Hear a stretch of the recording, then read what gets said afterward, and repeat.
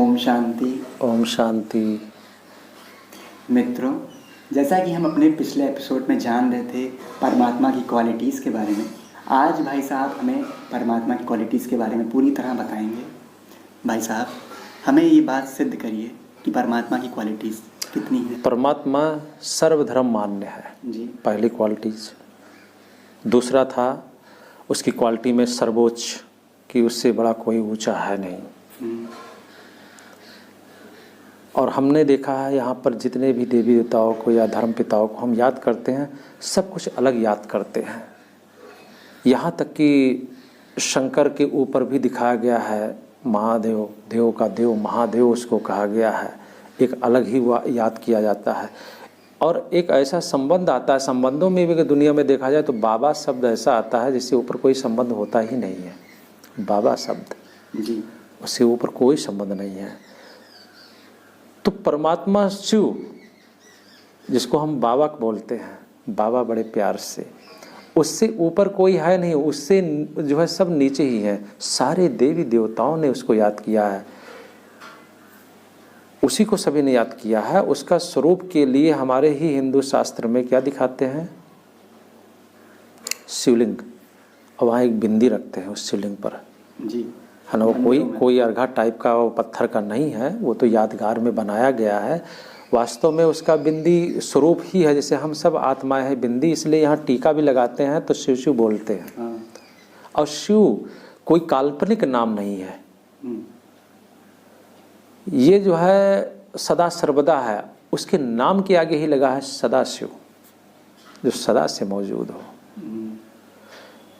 और उससे सर्वोच्च क्यों नहीं है? क्योंकि वो क्या है? महाकाल है, वो कालों का भी काल है, जो कभी ना शरीर धारण करता है ना छोड़ता है। धारण नहीं कर देगा, छोड़ेगा कहाँ से?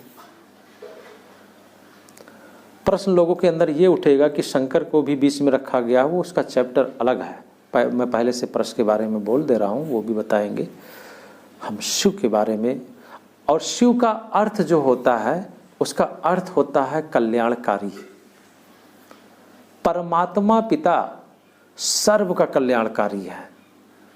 वो किसी एक धर्म में बंधकर नहीं है। लोगों ने कि धर्म बना के उसको बांध लिया है, कि क्रिश्चियन ने बांध लिया है, मुस्लिम ने बांध लिया है कि उन्हीं का है, या हिंदू ने बांध लिया है तो हमारा ही है। वो सर्व का पिता है, इन सभी चक्रों से भी वो पार है, धर्मों की सारी दीवारों से वो पार है। क्यों कहा गया है सर्व धर्मों का जो है विनाश कर एक सत्य धर्म की स्थापना करता है?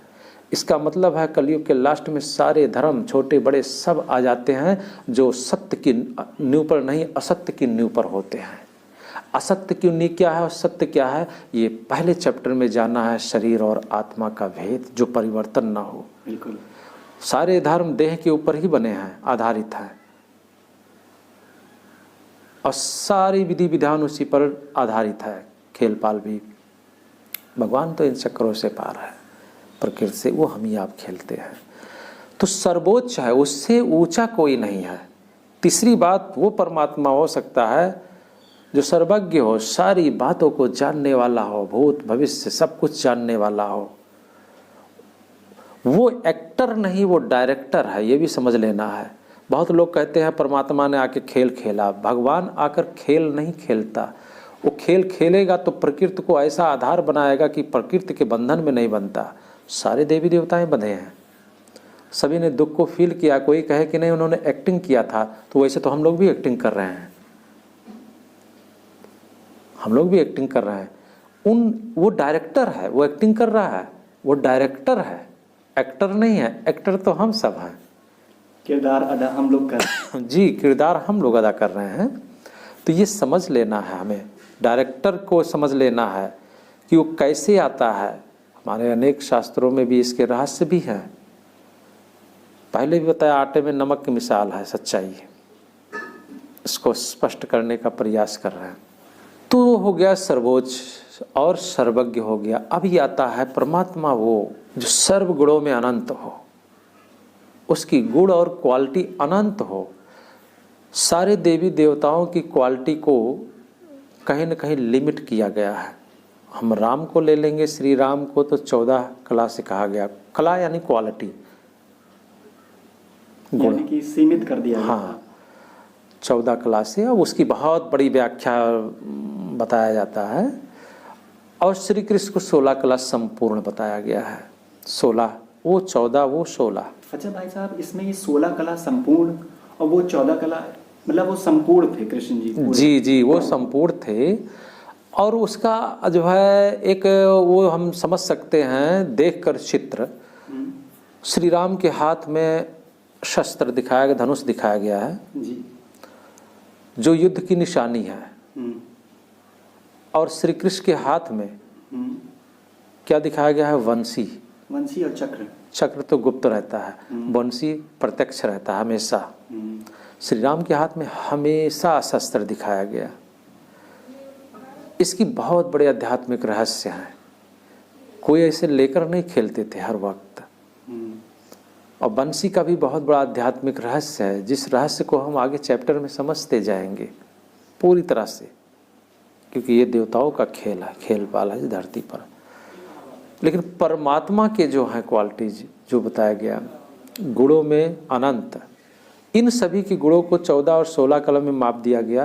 लेकिन सर्वशक्तिमान परमात्मा को कहा गया सर्वशक्तिमान।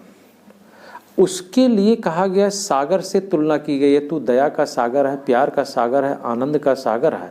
सागर से तुलना क्यों की गई? क्योंकि सागर अनंत होता है, मतलब कभी उसकी कोई सीमा ही लिमिट नहीं होती है। पूरा संसार उससे ले, उसमें जरा सा भी कमी नहीं। आप सागर से जाओ, कितना भी बल्टी पानी निकालो, कोई फर्क नहीं पड़ता। फर्क पड़ता है नहीं। परमात्मा से कितना भी हम एकाग्र होके खाली उसके बारे में जान ले, पावर कितना पूरा संसार ले, क्या उसका कम होगा? कुछ नहीं फर्क पड़ेगा। सर्वशक्तिमान है, लिमिट नहीं है, वो 100% है, फुल है, और हमेशा रहने वाला, और हमेशा रहने वाला है। इसलिए सदा शिव कहा गया, जो सदा कल्याण करता है, सदा सर्व शक्तियों से संपन्न रहता है, कभी भी उसमें पराभाव नहीं होता है गुण शक्तियों स्वरूप में। ऐसा नहीं कि कम ज्यादा हो जाए, बिल्कुल नहीं, ऐसा कुछ नहीं। और वो निराकार। और कम ज्यादा क्यों नहीं होता? अगर वो शरीर धारण करके खेल खेलना शुरू कर ले तो जन्म देने वाला उससे बड़ा हो जाएगा। हाँ, ये बात निश्चित रूप से। और परमात्मा कभी युद्ध में भी नहीं जाता, वो क्षय अक्षय जय और पराजय से भी पार है। क्योंकि जय और पराजय दुख की फीलिंग कराता है, और सुख की फीलिंग कराएगा। तो भगवान कहता है मैं सुख से भी और दुख से भी उपराम हूँ, न्यारा और प्यारा हूँ।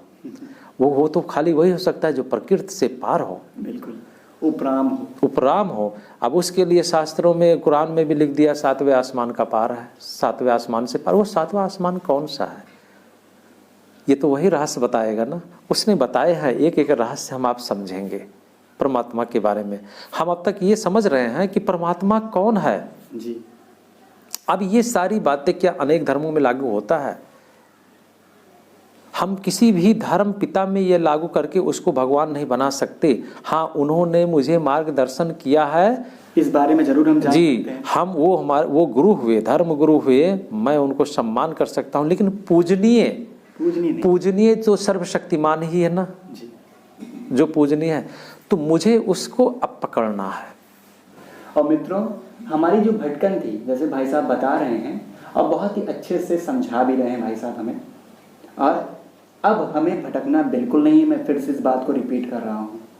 आपको जितने भी धर्म गुरु हैं तरह तरह के हमारे भारतीय संस्कृति में, यही तो एक बात है कि यहाँ पर अनेक संस्कृति के लोग निवास करते हैं भारत में, लेकिन उन धर्म गुरुओं से तुलना हम ना करें। किस चीज़ की तुलना ना करें? कि उनको पूजनीय बना दें, उनकी पूजा करने लगे, ऐसा बिल्कुल भाई सीधा सा है एक चीज।